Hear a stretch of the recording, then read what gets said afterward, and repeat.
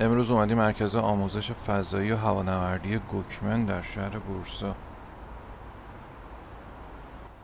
این مرکز آموزشی بزرگترین مرکز آموزشی در سطح اروپا است از لحاظ وسعت و پنجمی در دنیا.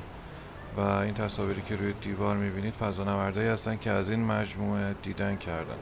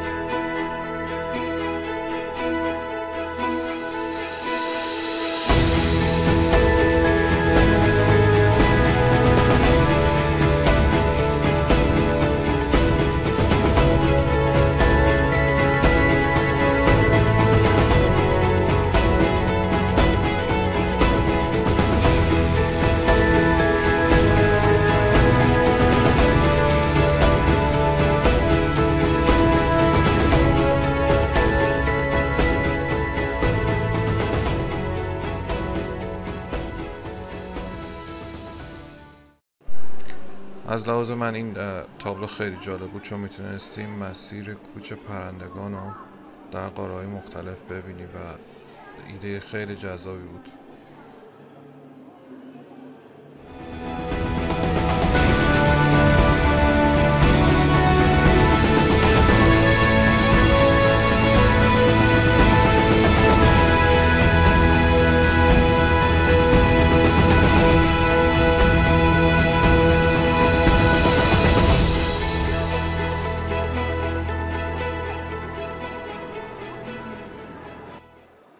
اومدیم طبقه دوم مجموعه آموزشی. اینجا کلا بحث فضا ستاره شناسیه.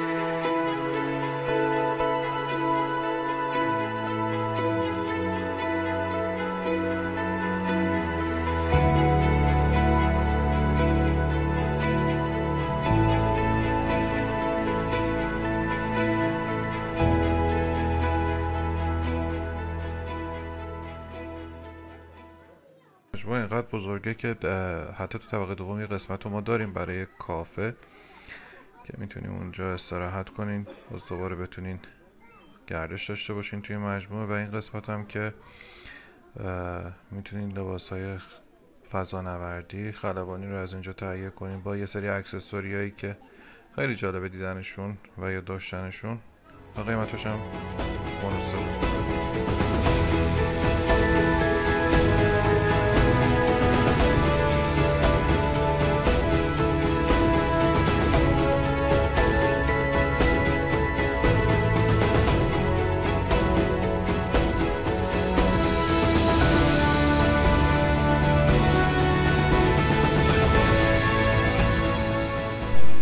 یکی دیگه از بخشای جالب این مرکز آسانسورمونه که انگار سوار شاتل فضایی شدید و وقتی به طبقه بالا میرید این شاتل پرواز میکنه به سمت ماه و وقتی به سمت پایین برمیگردید این شاتل در زمین فرود میاد.